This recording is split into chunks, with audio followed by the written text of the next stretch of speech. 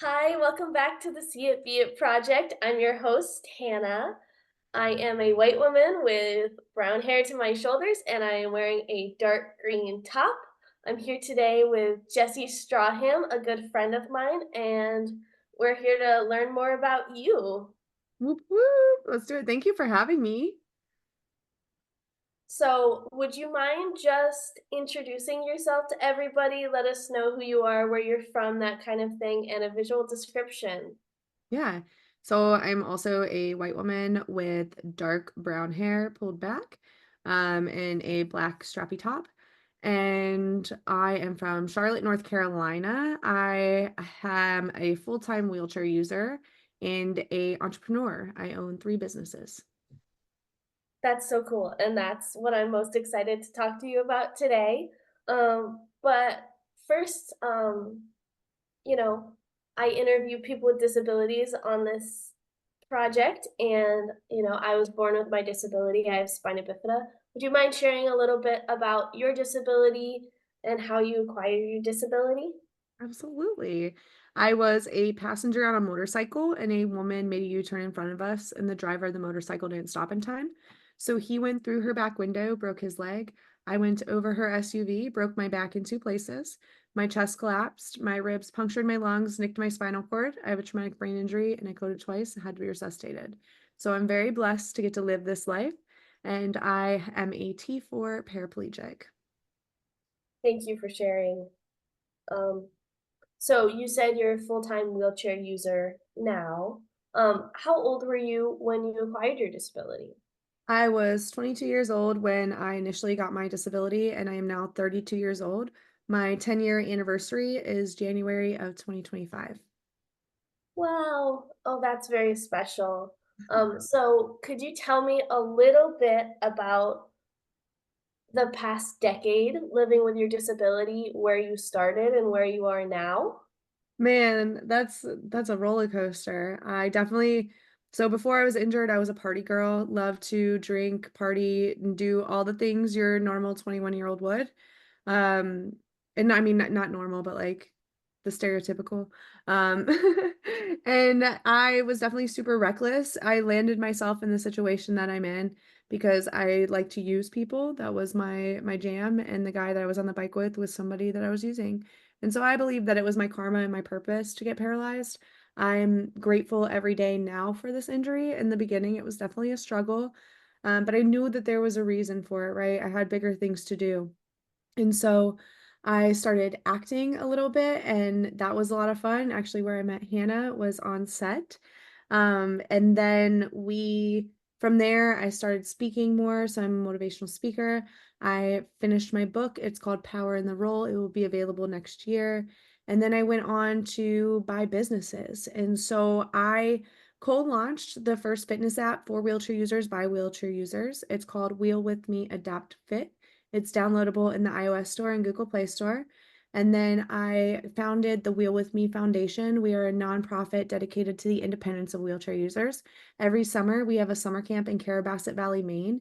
It's $150 to join the camp, and that includes your lodging and food for the weekend. So you're just responsible to your flight to Portland, Maine, and then you get to hang out, try adaptive equipment, water ski, get camaraderie, all the things. I love our summer camp. It's my favorite thing.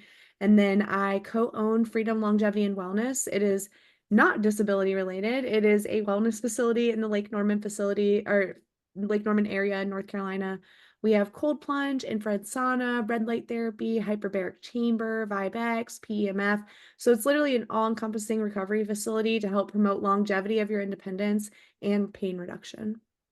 I work for WellSpect. We're a bowel bladder management company. So we make catheter supplies and then transanal irrigation to improve bowel program, make it faster. And I've been an ambassador for the company since 2017, and I've been working full time for them for the last year. I actually proposed to them to create my position, and that proposal was taken up. And so I think the biggest lesson about my full time job is don't be afraid to ask for what you want and don't be afraid to go out and create change and create things for yourself and create that opportunity because so often we wait for the opportunity, but if you go out and create it, it's 10 times better, way more rewarding, and it can be a much better opportunity than you were waiting for because you made exactly what you wanted. Beautiful. So, it sounds like then you have, like, 4 full-time jobs. How do you balance all of that and, you know, live your life as a human and as an athlete? How does that all work out? So we honestly, I'm laughing because I also have a community coaching program. I do coaching of nutrition and mindset to help people develop a little bit deeper sense of self and everything. And on the call today, we literally just went through this. Um, and it's calendar blocking, man. Calendar blocking saves me. Having systems in place have been the most incremental tool that I've had to be able to get to where I want to go. I use a calendar, I follow the calendar. That thing is my jam. The only time it gets messed up is when I'm in a different time zone and then I schedule all messed up. I'm very guilty of doing that, more than I'd like to admit. I'm working on it.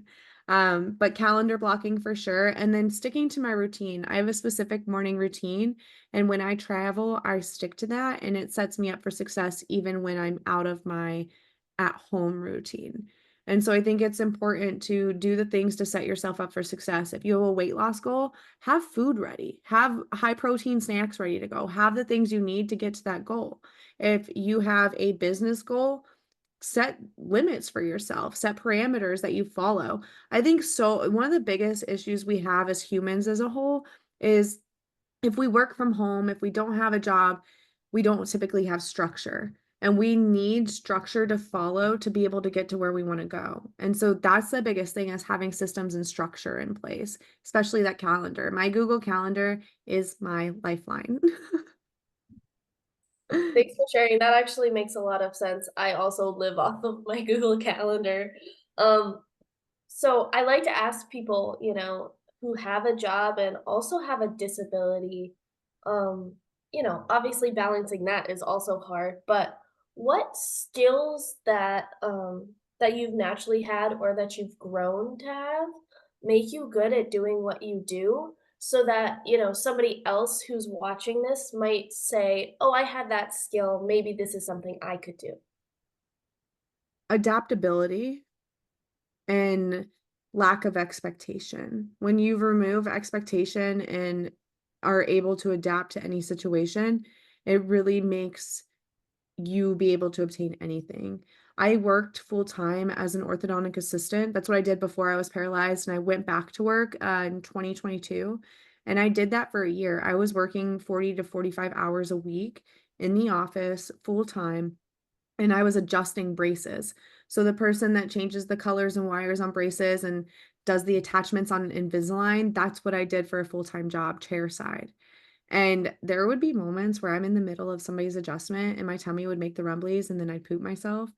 And I'm in the middle of a patient and I couldn't just leave because obviously it's going to take, 20 minutes. I'm like, gosh, I hope they don't smell it, but I smell it. So I know they smell it and we all smell it.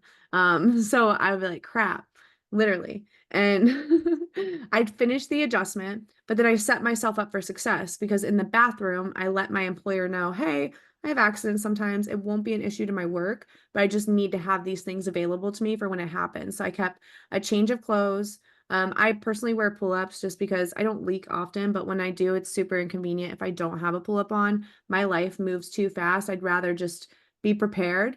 I guess preparing for the unexpected, in essence, is something that you can do to allow yourself to be successful. I'm not trying to look cute for anybody at work, so I'm like a pull-up's not a big deal. You know what I mean?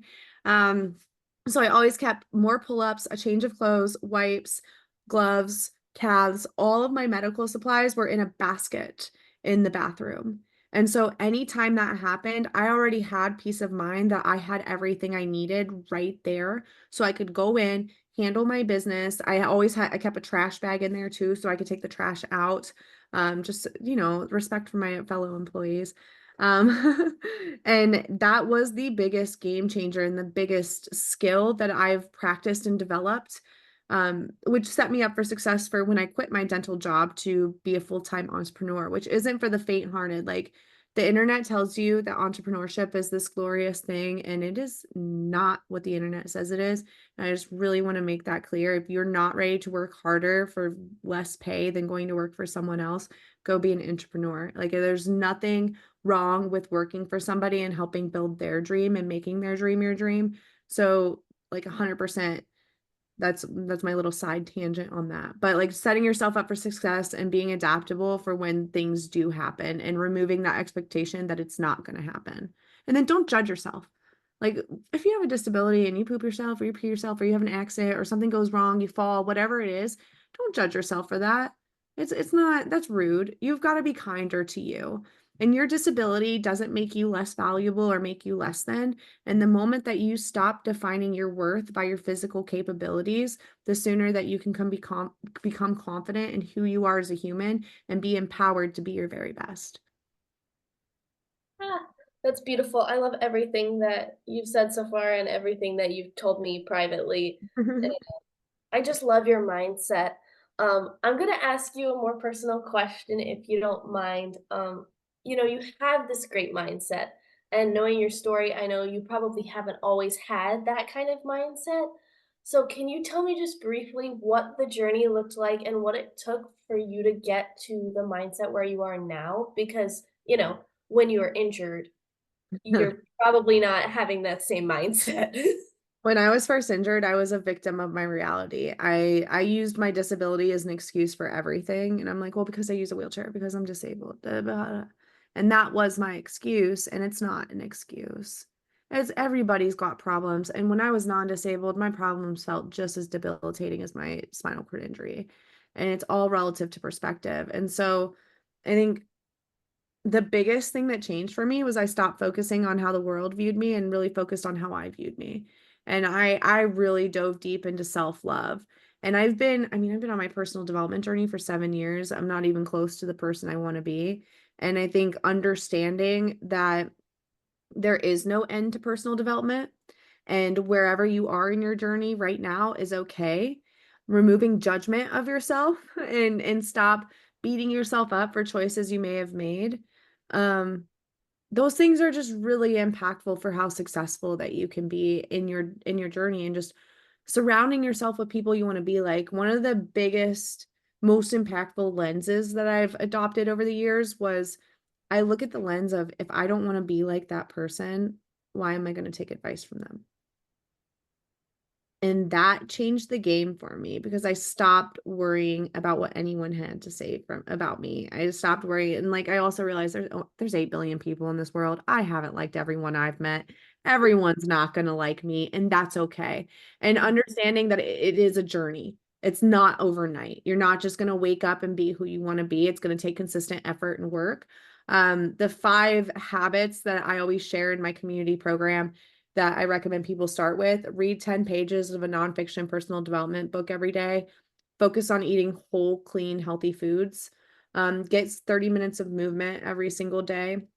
Do something that fills your cup, fills your soul, and don't let it be like TikTok or something like that, or like trash TV. Do something that actually genuinely fills your soul. For me, that's meditation and stretching. Like those 2 things genuinely fill my soul so much because I'm staying so connected with where I want to be. And then journaling, man. Journaling is like the more you understand who you are and what you want out of life, the more able you're going to be to get to where you want to be. And the more you're going to end up being your favorite person. Like I'm so good being alone because I'm my favorite person in the world in a non-narcissistic way. Like it's not about like I'm here to help other people. I'm well aware of that, but I'm helping me first because if I don't help me first, I can't help anyone else. Yeah, it sounds like you're talking about self-worth. You have so much self-worth, and I'm sure that's been a journey, but it's beautiful to see someone with a disability who just accepts themselves with no conditions, and I love that about you. Zero So conditions. We tie because we tie our worth to the physical world so much. And it's like, well, when I get these material things, or when I get this accolade, or when I find this person in this relationship, it's like always when I get this, and we can't just be happy with who we are and where we're at now. And in learning to do that becomes your superpower because when you're good with where you're at now, non-judgment, It's such a different game, but it also, I mean, there's a catch-22 to that. If you're not consistently executing every day, you're not gonna have that feeling of confidence in yourself. Mm. So, you're happy with where you are now, but obviously you also have goals and things you're working towards. You're not just happy with you where you are now, so you're sitting on the couch every day. So what does that look like for you to balance those things, and where do you wanna be in the future? Again, the calendar. If I don't use my calendar, I'm not balancing anything. The calendar is everything. I have my work blocks. I follow through with those. But I want a family. I want to have a baby. I want to build a family with somebody and focus on powerlifting. My goal is to get to 2028 and be a para powerlifter for Team USA. I love weightlifting. I'm competing in my last CrossFit Games next week, and I just CrossFit, it's been great. I love it. It's been my sport for the last 5 years, but I've also fallen out of love with it with my last revision surgery. I just didn't come back the way I needed to for the high intensity of CrossFit, and I honestly don't think my body can tolerate it anymore. So this will be my last games, and I'm ready for this next chapter of picking heavy things up and putting them down. I love that. My boyfriend's a para powerlifter for Oh, I Team love that. USA, so, also looking at LA, and that's just beautiful, but you mentioned, um and I really think this is cool what you said is, you fell out of love with this thing that you've loved for so many years. How do you kind of accept that your body, is not the same as before surgery? How do you, like, come to terms with that and move on to something else? Ugh. Um, I honestly have been struggling really hard with it. It has been my biggest mental block this year. And when I was at the Paralympics, I was interviewing some of our athletes, and one of them was gold medalist Mallory Wegman. And when she was talking to me, we were talking about her baby. She had her baby Charlotte. She was 18 months old at the Paralympics. And so 18 months ago, she was still pregnant. And even, you add the 9 months before that. So 27 months ago, this woman was pregnant and she came back and won a gold medal in swimming. Like, and she said something that was just so impactful, and it was, I had to stop comparing myself with where I was at before Charlotte, because I no longer had that body. My body went through something completely different, and I just had to focus on falling in love with swimming again. And that was her biggest thing, and she had to stop setting that expectations. And so that's been my biggest thing. I mean, and it comes down to, I was able to let go of not having a disabled body. I let go of that pretty easy. So why am I struggling so much to let go of who I was before the surgery and how fit I was? Yeah, I was the fittest I'd ever been in my life. That's cool. But like, you also went through a major traumatic surgery, and you need to accept that you're not in that same place. And so I think the biggest thing is really accepting that your body's, that you're allowed to change. It doesn't mean it's going to be good or bad or in the way that you want, but accepting kind of where you're at and knowing that you're putting the effort in to move forward from that. Beautiful, absolutely beautiful. I know that's probably gonna resonate with a lot of people. Even just I mean, personally, I was born with my disability, but there's still somehow an adjustment that takes place around middle school, high school, realizing that, I am not like everybody else and they're starting to notice, and that bothers me. And then being comfortable with myself again after, going through that. That's really important. That's the hardest part of school, I think, is middle school, high school transition. For sure, and especially for someone with a disability. I don't know if you had any of your schooling while you had a disability, but it's definitely different because, you're one of the only people around who has a disability. But I'm sure you've been in that situation in so many different ways where you're the only person who Oh yeah, looks like you. in my business specifically, like we've had 5 wheelchair users now through the facility, six now. and the rest of our clients are completely non-disabled. And so it's like, yeah, I'm definitely, and they always know, oh, you're Jesi. They told us about you. And I'm like, good, good. Let them know the cute girl in the wheelchair. And like, that's me. Hi, I'm one of the co-owners here. And it's like, it's really cool because I look at the disability as an opportunity. It makes me unique. Like, don't get me wrong, I'm super unique outside of it, but now it makes me unique in a way that people are going to pay attention. So, people are paying extra attention to you, whether that's staring at you or genuinely interested. So, is that something you use to your advantage? It depends on my mood. Right? Like Yeah, if I'm in a good mood and somebody's staring, then I'm gonna say something cute and like, oh hey, like let's break that barrier. But if I'm in an ill mood, which it's very rare that I'm not kind to other people, because that's honestly, if I'm not kind to others, it's just hurting me.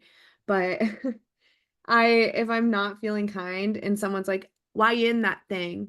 I just replied no. That's literally, it's a full sentence, no. totally. And you were allowed to have boundaries where people aren't allowed to ask for your personal medical information in Walmart.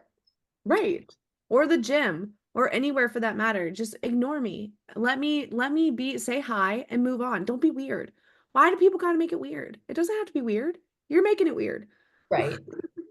So, what would you say then to somebody who, changing gears, I know, but had an injury in young adulthood and now, they're maybe sitting in rehab or sitting at home and wondering, what is the rest of my life going to look like? Do I have a future? What is this disabled body? What would you say? Even if you're not an athlete, get involved in adaptive sports. Find your local adaptive sports community and just get involved because it's about the community aspect. It's not about the sport itself. It's about seeing people that look like you doing incredible things and giving you that same power. And then you can ask them and problem solve, like, oh, I'm struggling to get a floor transfer. I'm struggling to get in and out of the car. What do you suggest? And then you have this community of real life people going through the same thing you are that understand the struggle. And when you have people that genuinely understand your struggle, it's like, oh, this isn't as bad as I think it is. And then also be patient. I'm 10 years into my injury. Like, I've learned a lot of things. You can't compare with the people you see online because you're often comparing their chapter 20 to your chapter 1. And when you do that, it's just going to set you up for failure and negative self-talk because you're like, "Oh, why am I not in that position? Why am I not there?" And it's like, "Hey, no, I mean, that's not necessary. You don't need to be comparing. You need to just focus on your journey, being consistent and taking action and realize that if you don't take action, nothing's going to change or get better or easier." Beautiful. The whole point of this project is to show people with disabilities that a future and specifically employment is possible. And I think you're just a beautiful example of being at a point where, maybe you've lost hope or you don't know what to do. And now you're running multiple businesses. And I just think that's really good for people to see. Even if you're not a Paralympian yet, there's an in between those two things. And I think you're a beautiful example of that. Thank you. Thank you. I was a victim, Hannah, for the first year and a half of my injury. I thought that people should feel bad for me because I used a wheelchair and that I deserve things because I went through this. And in reality, that wasn't the case.